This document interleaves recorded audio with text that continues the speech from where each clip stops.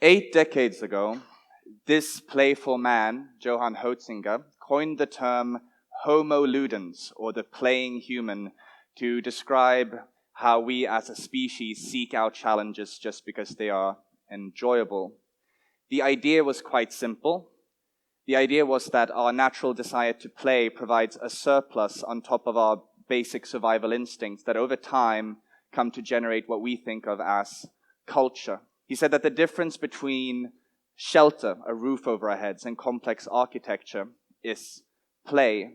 And I think that this idea, the idea that playful exploration generates culture, is both beautiful and compelling. And it's what made me want to talk to you today about entrepreneurship, community, what it means to be a human, what Beijing meant to me, and what I think that Beijing means to the world. You see, I believe that Beijing is a bustling playground for some of the most intriguing, motivated, and pioneering people that you will ever meet. And I want to argue that this is a really cool room to be in right now. I came to Beijing half a decade ago, and I have no plans of leaving. I consider myself a local, a resident of the local Bay Area tech community, if not a proper Beijing Ren. And my path here has been long and complicated. You see, I was born in Sweden in the cold month of October in 1986, but I moved here to Beijing from the internet. Let me explain. You might not know this, but the tiny country of that's Switzerland. There we go. Sweden. Mistake. Sweden is the second most productive country when it comes to billion-dollar startups in the world, second only to Silicon Valley, according to a VC, Atomico. Now, I should point out that Atomico was founded by a Swedish guy, so maybe take this with a grain of salt. But by comparison, Silicon Valley generates $8 billion companies per 1 million inhabitants. Switzerland is okay as well. What's different between San Francisco and Stockholm is quite remarkable because people move to San Francisco to create tech companies. No one really wants to move to Stockholm. So that Stockholm has been able to generate this many companies means that Stockholm is doing something right to generate innovators. And I want to talk to you about what we can learn from Sweden and Silicon Valley here in Beijing. How did this happen? And I happen to believe that a big part of the secret for both Silicon Valley and Sweden has to do with my generation, people born in the 80s and early 90s. And in no small way, I think the answer lies in computer games. I grew up a gamer in Sweden. And when I was 14 years old, Sweden had the highest per capita of computers in the world. The average household when I was entering my teens had 2 computers and a broadband connection. And that meant that as a kid, I had the opportunity to inexhaustibly build and explore worlds, to design systems, to interact with foreign ideas. But as a kid, like many others my age, we were actively discouraged from spending too much time with computers. Well-meaning parents and cool friends asked if we shouldn't be outside instead. You don't want to be a nerd, right? You see, in the 90s and early 2000s, computers didn't have the social acceptance that they enjoy today. People didn't really see the point of computers, and they certainly did not see the point of computer games. So there was no one around to teach the kids of my generation how to use these things. We had to teach ourselves. We had to teach ourselves how to pirate video games, how to connect to the internet, how to use a computer, how to help your parents print something. And this was meaningful to the kids of my generation because it meant that only the most persistent, rebellious, independent, and intelligent kids ever made it onto the internet. Motivated by a drive to find new ways to communicate, new ways to play with each other. So perhaps it's no surprise that gamers conquered the internet. I moved to the internet when I was 14 years old.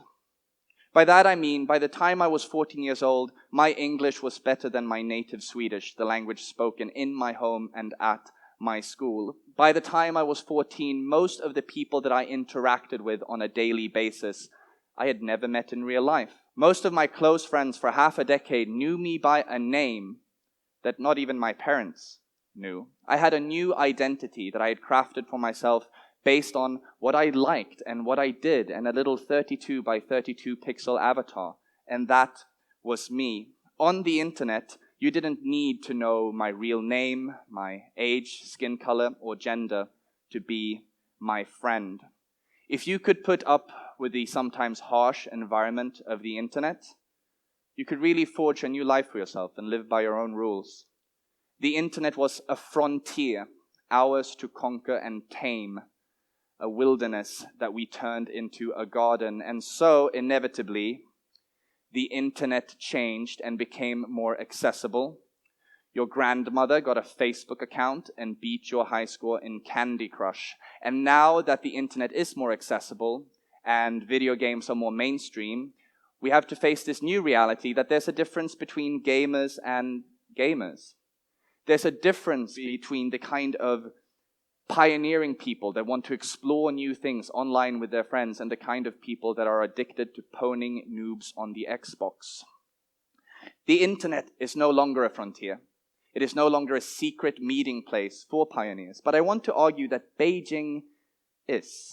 Through a weird string of disastrous circumstances, I found myself on a plane to Beijing in 2009. I was starting over from scratch. I came here with nothing, no friends, no money, and it was the bravest or the most reckless thing I've ever done. The jury is still out on that. Don't ask my mother what she thinks. And I fell in love with Beijing before I had even stepped out of the taxi from the airport. As a gamer, the alien and foreign felt familiar and seductive. My face was glued to the taxi window as I was challenging myself to see how many of these characters can I learn to read before I step out of the cab. I took in the scenery and I remembered scenes from my favorite games and sci-fi epics growing up. And perhaps because so much of my identity was tied up with my online persona, I think I kind of forgot to feel alien myself because Beijing was full of playful explorers like me. I didn't feel as foreign as I look. In fact, I felt an enormous kinship with a lot of the people I met here. And perhaps there's no coincidence that one of the first industries that did really well in Beijing's tech boom was the gaming industry. And many of the foreigners that I first met here worked in the gaming industry. And maybe this is because ultimately games are about making dreams reality and wanting to improve the world you find yourself in. Maybe Hotzinger was onto something. And maybe nothing is more adult, more human than our childish desire to play. Our desire to play has taken us out of the mud and up into the stars, and me personally, it's taken me here to Beijing. And it turns out that Beijing is a great place to be an entrepreneur. It's a great place to have a startup. In fact, I have many times argued that Beijing was the best incubator for a startup that I could ever have wished for. Beijing provided us with cheap housing and food when we really needed that. Beijing provided us with a network of mentors that took the time to really help and understand us when we needed that. Beijing gave us access to some of the world's greatest engineering talent because Beijing generates talent, and we needed that. But Beijing also gives us access to a truly vast marketplace, and in my industry of big data, Beijing is fertile soil for innovation and just full of meaningful challenges. Beijing today feels like the internet of my teens, a place where eccentric, talented, and driven people congregate to be part of something great. Beijing is a new frontier. And if you can handle the sometimes hostile environment and the weather, you can forge a new identity for yourself here. The people that come here to be part of something momentous. It doesn't matter if you come here from a second or third tier city in China, or if you come here from another country. It doesn't matter if you're from Shenzhen or Sweden. The people that come here, they want to be part of something. But it's not always a decision that other people understand. They don't see the allure. They don't understand how we can make the trade-offs that we make to live here. But I want to argue that the same kind of people that used to say, hey, Nils, maybe you should shut down your computer, don't you miss the blue skies? Are the same kind of people that say, hey, Nils, maybe you should come back home, don't you miss the blue skies? But I also believe that the people that do come here are exactly the same kind of people that were my virtual roommates back when I lived on the internet. Interesting, pioneering, brave people that are not afraid of a challenge and are not afraid to recraft their identity. And today, you got to know a little bit about me, Nils, a gamer that moved here from the internet without any money to start a company in a field that he didn't know very much about. And if you thought that that's an interesting story, just wait until you talk to the person next to you.